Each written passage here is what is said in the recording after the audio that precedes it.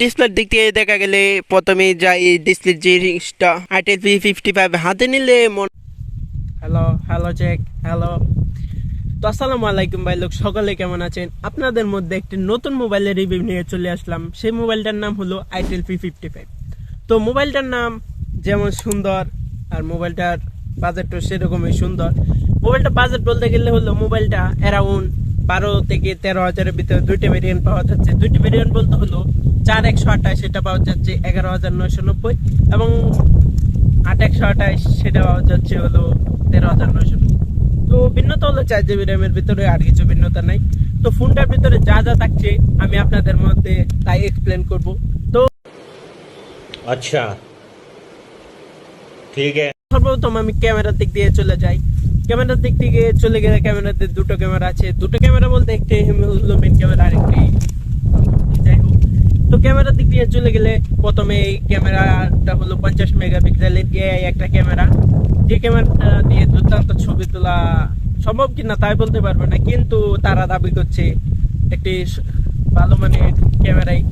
ফোনটির ডিসপ্লের দিক থেকে দেখা গেলে প্রথমে যাই ডিসপ্লের যে জিনিসটা আইটেল P55 হাতে নিলে মনে হবে যে জিনিসটা ভালো লেগেছে তা হলো লুক, কারণ পিছনের ম্যাট ফিনিশিং টেক্সচার আর ক্যামেরা মডিউলের ডিজাইন ফোনটা বেশ প্রিমিয়াম একটা ফিল দেয়। তো কোয়ালিটি বেশ মজবুত মনে হয়েছে আমার কাছে, প্লাস্টিক বডি হলো। তো সামনের দিক তাকালে প্রায় 6.6 ইঞ্চি একটি এইচডি প্লাস ডিসপ্লে, আর সবচেয়ে এই বাজেটে 90 হার্জ রিফ্রেশ বিশেষ করুন 90 হার্জ রিফ্রেশ টাকার কারণে স্ক্রলিং অ্যাপ এবং ব্যবহারের জন্য যে স্মুথনেস পাওয়া যায় সেটা অসাধারণ একটি। আপনি যখন কোনো ওয়েবসাইট ব্রাউজিং করবেন তা দুর্দান্ত একটা পারফরমেন্স ফিল দিবে আপনাকে, যা মনে হবে না যে তো পারফরমেন্সের দিক থেকে চলে গেলে এটাতে রয়েছে আইটেল P55 এর রয়েছে ইউনিসোটি 606 প্রসেসর। এটা একটা এন্ট্রি লেভেলের চিপসেট কিন্তু ডেইলি অপটিমাইজ। আপনি যদি ব্রাউজিং সোশ্যাল মিডিয়ার জন্য এই ফোনটি কেনেন তো আপনার কাছে এটা বেস্ট ডিল হবে আমার মতে। তো অন্য দিক থেকে চলে গেলে 24 GB ডাইনামিক র্যাম অর্থাৎ ভার্চুয়াল র্যামের সুবিধা, যা মাল্টি স্টাং এর জন্য স্মুথ করতে পারে।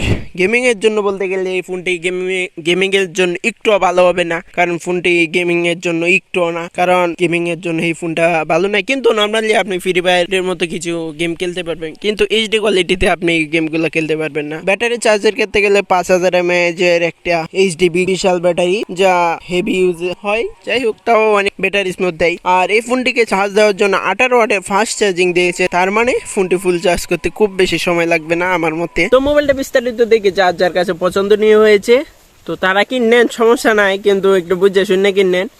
আর যাদের কাছে পছন্দ হয় নাই একটা জিনিস করে দেন যে চ্যানেলটা সাবস্ক্রাইব করে দেন যে, আর একটা লাইক ফলো যাই হোক করে দেন যে, আর ভালো লাগলে বেশি শেয়ার করে দেবেন আপনাদের বন্ধুদের মধ্যে। এরকম ভিডিও আরো পেতে চাই। ধন্যবাদ।